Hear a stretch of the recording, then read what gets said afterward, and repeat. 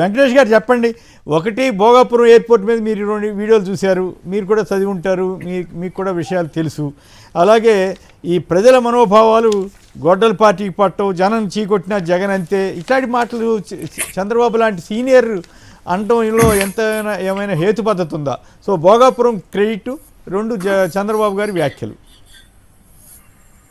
Sir ముందుగా చంద్రబాబు నాయుడు గారి వ్యాఖ్యల గురించి దానికి వెళ్తారా? ఓకే. ఎందుకంటే భోగాపురం యొక్క కథా కమామేషు ప్రజలందరికీ తెలుసు.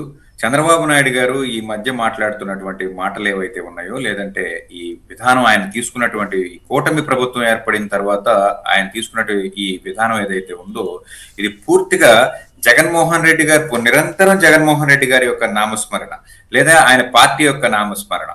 ఈ రాష్ట్రంలో మరే సమస్యలు లేనట్లుగా కేవలం జగన్ మాత్రమే టీడీపీ లేదంటే కూటమి ప్రభుత్వానికి సమస్యగా ఉన్నట్లుగా కనపడుతుంది. ప్రతి చోట ఎక్కడికి వెళ్ళినా జగన్మోహన్ రెడ్డి యొక్క ప్రస్తావన లేకుండా ఆయన యొక్క పర్యటన వివరాలు పర్యటనలు కానివ్వండి, లేదంటే మరీ ముఖ్యంగా చెప్పాలంటే ఆయన యొక్క సొంత పార్టీ సంబంధించినటువంటి మీటింగ్స్ లో కూడా వందల సార్లు జగన్మోహన్ రెడ్డి గారి యొక్క నామస్మరణ చేయడం ఏదైతే ఉందో, ఇది అత్యంత హాస్యాస్పదంగా తయారైనటువంటి ఒక పరిస్థితి.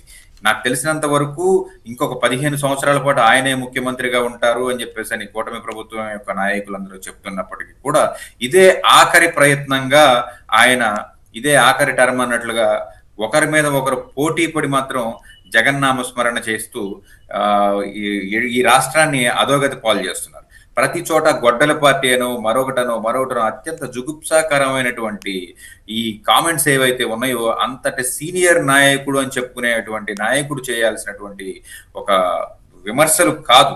ఎందుకంటే ఒక పక్కన అనేక సందర్భాల్లో కోర్టులు కానివ్వండి, మిగతా ఎంక్వైరీ చేస్తున్నటువంటి కమిషన్స్ కానివ్వండి, సిబిఐ లాంటి వ్యక్తులు కానివ్వండి, వీళ్ళందరూ కూడా క్లీన్ చిట్ ఇచ్చిన తర్వాత ఈ జగన్మోహన్ రెడ్డి గారి యొక్క వ్యక్తిత్వం గురించి కానివ్వండి, పార్టీకి సంబంధించినటువంటి వ్యవహారాల్లో కానివ్వండి, చంద్రబాబు నాయుడు గారు ఇలా దిగజారిపోయి మాట్లాడటం ఏదైతే ఉందో, ఇది సగటు ఆంధ్రప్రదేశ్ పౌరులుగా జీర్ణించుకోలేనటువంటి ఒక విషయం. ఇక భోగాపురం విషయానికి వచ్చినట్లయితే, యథావిధిగా ప్రతిసారి కూటమి ప్రభుత్వంలో ఉన్నప్పుడు మనకు ఇచ్చేటువంటి శాఖ ఏదైతే ఉందో, విమానాశ్రయ శాఖ, విమానాశ్రయాలుగా సంబంధించినటువంటి శాఖను మనం తీసుకోవడం జరిగింది. దాని మీద రివ్యూ చేయడం కూడా జరిగింది. ఈ రివ్యూ చేసి ఆల్మోస్ట్ 80+ వర్క్ అంతా కూడా భోగాపురానికి సంబంధించి కంప్లీట్ అయింది. With in the span of 2 years లో మనం ఈ 20% వర్క్ మనం కంప్లీట్ చేసి ఈ భోగాపురాన్ని జనాలందరికీ కూడా అందుబాటులోకి తీసుకురావాలి అని చెప్పేసి అనేది చేసినటువంటి ఒక కార్యక్రమం ఏదైతే ఉందో, ఇది ప్రపంచం అందరికీ తెలిసినటువంటి విషయం. ఇలాంటి విషయంలో కూడా క్రెడిట్ చోరీకి పాల్పడుతున్నటువంటి ఈ వ్యవహారం ఏదైతే ఉందో, ఇది సిగ్గుచేటుగా మనం అందరం అభివర్ణించాలి. ముఖ్యంగా చెప్పాలంటే భోగాపురం ఇంటర్నేషనల్ ఎయిర్పోర్ట్ ఏదైతే ఉందో, చంద్రబాబు నాయుడు గారు అన్నట్లుగా అత్యంత ల్యాండ్ బ్యాంక్ తో ఇదేం స్టార్ట్ అవ్వలేదు. జగన్మోహన్ రెడ్డి గారు ఎంతవరకు అవసరమో అంతవరకు మాత్రమే తీసుకోండి, at the same time legal issues ఏమన్నా ఉంటే వాళ్ళకి రేట్లు పెంచివ్వటమో, రైతులను ఒప్పించడమో ఏదో ఒకటి చేయండి అని చెప్పేసి ఆ రోజు నిబంధనలకి ఇంకా ఒక అడుగు ముందుకేసి రైతులకు ఇచ్చేటువంటి నష్టపరిహారం ఏదైతే ఉందో వారు కోరిన విధంగా ఇచ్చారు. ఇక్కడ మనందరం గమనించాల్సిన విషయం ఏంటంటే, రైతులందరూ సార్ మాకు ఇంత అయితేనే మేము ఈ వాల్యూ ఇస్తేనే మేము భోగాపురానికి ఎయిర్పోర్ట్కి మేము ఈ ల్యాండ్ బ్యాంక్ ని ఇవ్వగలుగుతామని చెప్పేసానంటే, మీరందరూ కోర్టులో కేసులు ఏవైతే ఉన్నాయో అన్ని విత్డ్రా చేసుకోండి, మీకు ఏదైతే మీరు ఆశిస్తున్నారో ఆ నష్టపరిహారాన్ని నేను ఇస్తాను అని చెప్పేసి ఆ రోజు ఆయన వాళ్ళందరికీ కూడా డబ్బులు ఇచ్చి లీగల్ ఇష్యూస్. అంటే మీరు అమరావతి అనుభవాన్ని దృష్టిలో ఉంచుకుని చెబుతున్నట్టున్నారేమో. అక్కడ రేటు ప్రకారం ఇవ్వండి అంటే వాళ్ళ పంటలన్నీ ధ్వంసం చేసి. అమరావతి గురించి అసలు మనం మాట్లాడుకోవడం కూడా అనవసరం సార్. ఎందుకంటే ఈ రోజు నిన్న కూడా హైకోర్టు వారు ఏవైతే చట్టపరంగా తీసుకోవాల్సినటువంటి చర్యలు తీసుకోకుండా, చట్టాలని అమలు పరచకుండా మీరు అన్యాక్రాంతం చేయాల్సినటువంటి ఈ పరిస్థితి లేదు అని చెప్పేసి ప్రభుత్వానికి పదే చెప్తున్నాయి. అయినా కానీ ఈ ప్రభుత్వం నిరంకుశంగా వాళ్ళ యొక్క ల్యాండ్స్ ఏవైతే దోచుకున్నారని చెప్తారు. అంటే భోగాపురానికి దారుణమైనటువంటి కామెంట్స్ ఏంటంటే సార్, మరీ దారుణం, అత్యంత జుగుప్సాకరమైనటువంటి కామెంట్స్ ఏంటంటే, అక్కడ ఉన్నటువంటి రైతులు ఏమంటున్నారంటే చంద్రబాబు నాయుడు గారిని డైరెక్ట్ గా టార్గెట్ చేస్తున్నారు. మాకు ఇస్తున్నారు కదా, మీరు ఏదైతే నష్టపరిహారం మాకు ఇస్తున్నారు, కోటాను కోట్ల రూపాయలు ఇస్తున్నాం అంటున్నారు, దాని మీద ₹1,00,000 ఎక్కువ ఇస్తాం, నువ్వు కొనుక్కున్న ల్యాండ్ మాకు ఇవ్వని అంటున్నారు వాళ్ళు. ఓకే. ఏదైతే మాకు ఇస్తానన్నటువంటి ల్యాండ్ సంబంధించినటువంటి ఈ నష్టపరిహారం ఉందో దానికన్నా ₹1,00,000 ఎక్కువ ఇస్తాం, అవును. నీకన్నా నిజంగా 3 కిలోమీటర్ల వెనక్కి కూడా కాదు. వెళ్తాం. ఇప్పుడు భోగాపురంలో జగన్ గారు చేసినట్లు అమరావతి ప్రాంతంలో రైతులకి అక్కడ ఒరిజినల్ వాల్యూ ఎంత ఉందో వరల్డ్ బ్యాంక్ ఆయనే చెప్పారు కదా, గజం 45,000 50,000 ఉందని. మీరే చట్టాలు చేశారు కదా 3 రెట్లు ఎక్కువ ఇవ్వాలని చెప్పి, కేంద్ర ప్రభుత్వం ఆధ్వర్యంలో మీరంతా మద్దతు ఇచ్చారు కదా. మరి ఆ ప్రకారం చేసేస్తే ఎవరు కాదంటే శభాష్ అంటారు కదా, అజ్జ ఇట్లా. మరి అదే కదా బాధాకరం. కర్మ ఏంటంటే ఎదటి వాడికి చెప్పడానికి నీతులు ఉన్నాయి అని చెప్పేసి అని మాకు మాత్రం ఇవి వర్తించు అన్నట్టుగా ఈ ప్రభుత్వం మాట్లాడుతున్నటువంటి ఒక వ్యవహారం. ఆయన పంటలన్నీ నాశనం చేసి ప్రభుత్వాలు ఏవైతే ల్యాండ్ ఎక్వైర్ చేశారో మొన్న, ఇది అత్యంత జుగుప్సాకరం. ఈ దేశంలో ఆంధ్రప్రదేశ్ రాష్ట్రంలో అయితే ఫస్ట్ టైం జరిగింది అనుకుంటా. అవును. ఆల్రెడీ హైకోర్టులో మ్యాటర్ ఉండగా పంటలు పండుతున్నటువంటి భూముల్ని లాక్కోవటం, పంటల్ని నాశనం చేయటం, ఒక రైతు చనిపోవటం అనేది ఏదైతే ఉందో ఎవరు రాయరు, ఎవరు చూపించరు ఎక్సెప్ట్ సాక్షి మీడియా. Correct, right. ఓకే, ఇక రాజు చెప్పండి. భోగాపురం క్రెడిట్, 2 జగన్ గారి మీద మళ్ళీ చంద్రబాబు గారు వ్యాఖ్యలు. నేను ముందు భోగాపురం మాట్లాడి తర్వాత చంద్రబాబు గారి వ్యాఖ్యల మీదకి వస్తాను సార్. ఓకే. ఒకటి, ఉత్తరాంధ్రలో ఈరోజు భోగాపురం ఎయిర్పోర్ట్ కు సంబంధించి గౌరవ ప్రధానమంత్రి నరేంద్ర మోదీ గారు ఏదైతే ప్రారంభోత్సవం చేస్తా ఉన్నారో దాన్ని పూర్తిగా వైఎస్ఆర్ కాంగ్రెస్ పార్టీ స్వాగతిస్తా ఉంది.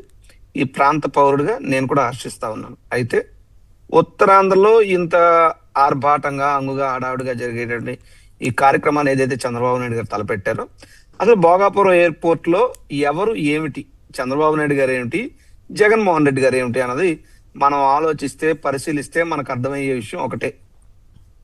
భోగాపురం అంతర్జాతీయ విమానాశ్రయానికి కర్త కర్మ క్రియ వైఎస్ జగన్మోహన్ రెడ్డి గారు.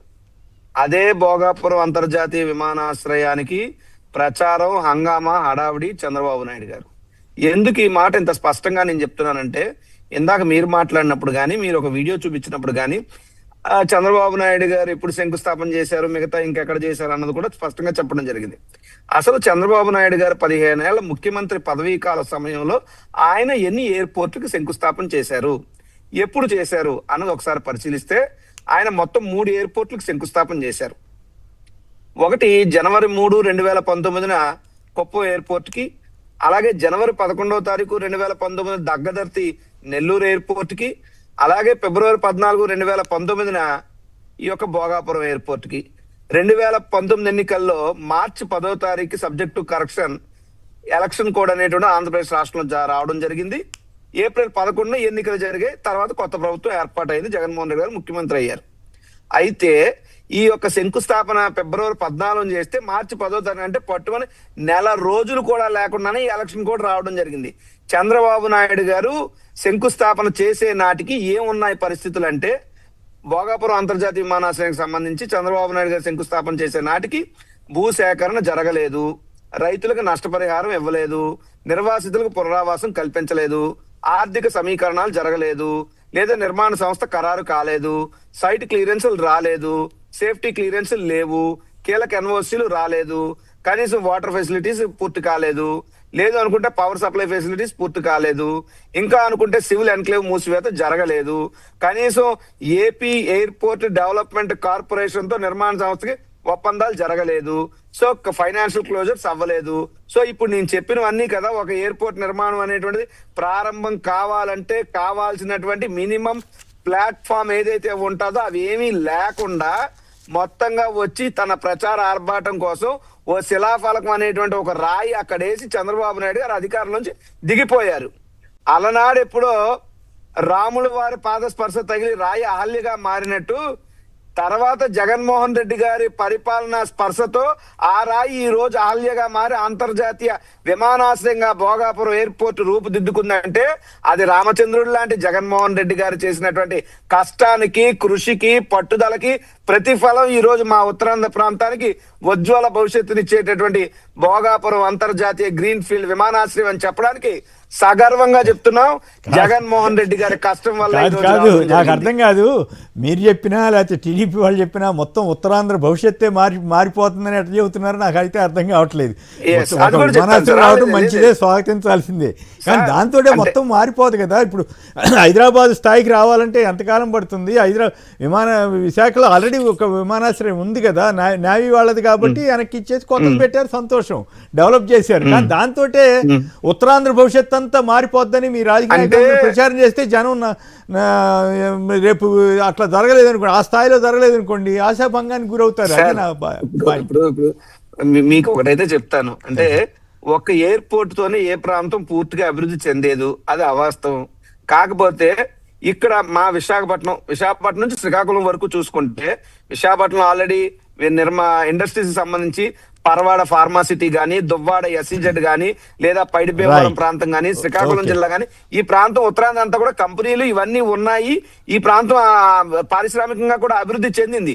అయితే ఇప్పుడు ఆ స్థాయిలో ఒక పెద్ద ఎయిర్పోర్ట్ కూడా మా ప్రాంతానికి వచ్చిందంటే మంచిది. అంతే తప్పితే ఆ ఎయిర్పోర్ట్ తోనే మొత్తం అంతా భ్రమలు కల్పించొద్దు అన్నదే నా పాయింట్. అబద్ధం.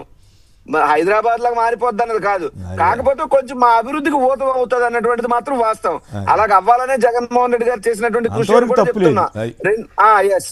తర్వాత ఇంకొకటి ఏంటంటే, ఈ విమానాశ్రయం సంబంధించి టైం అయిపోయింది. సార్ ఒక్క మాట, ఇప్పుడు విమానాశ్రయం ప్రారంభోత్సవం జరుగుతుంది సార్. అంత మాత్రాన దానికి పోయి పాటల పోటీలట, స్కిట్లట, ఉత్తరాంధ్ర కళ్ళకి రెక్కలట, డ్రాయింగ్ పోటీలట, పద్యాలట, షార్ట్ ఫిలింలట, ఏంటి సార్ ఇదంతా? ఇంత ప్రచారం అయ్యావేంటి సార్? ప్రచారానికైనా ఒక అద్దుపద్దు ఉండాలి కదా. అందుకే చెప్తున్నాను సింపుల్ గా, ఉత్తరాంధ్ర భోగాపురం ఎయిర్పోర్ట్ లో జగన్మోహన్ రెడ్డి గారి హార్డ్ వరకు, చంద్రబాబు నాయుడు గారి షో వరకు.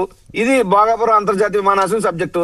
ఇకపోతే గొడ్డల పార్టీ అని చెప్పి వైఎస్ఆర్ కాంగ్రెస్ పార్టీ మీద ఏదైతే బురద జల్లేటువంటి ప్రయత్నం చంద్రబాబు నాయుడు గారు కాదు, జనం చీకొట్టినా జగన్ అంతే అని అన్నారని ఎల్లో మీడియా రాసింది. అది మరి అన్యాయంగా అనిపించింది. అది ఇప్పుడు జనం నిన్నగాక మొన్నే కదా, జనం ఉత్తరాంధ్ర అంతా విశాఖపట్నం శ్రీకాకుళం వరకు అట్లా తండోపతండాలుగా తరలి వస్తే అసలు నా భూతో నా భవిష్యత్తు, అది కూడా ఏంటి, అంత జనం వచ్చారంటే అంతకు డబల్ జనం వచ్చే ప్రయత్నం చేస్తే ఎక్కడెక్కడ జనాన్ని ఆపేసి రోడ్లు బంద్ చేస్తే పొలాల గట్లంట రైతులు, పేదవాళ్ళు, బేదవాళ్ళు, ముసలి అందరూ పరిగెట్టుకుని వచ్చినటువంటి పరిస్థితులు.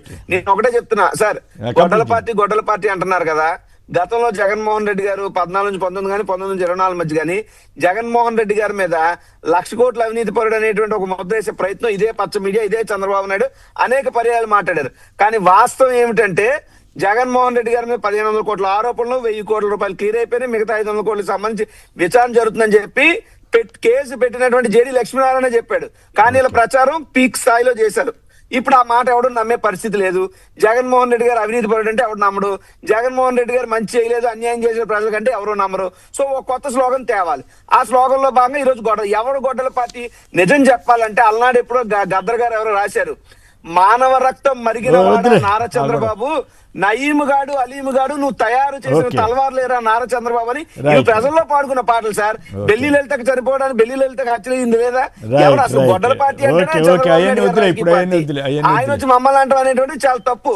రాజకీయంగా విమర్శలు చేయమనండి.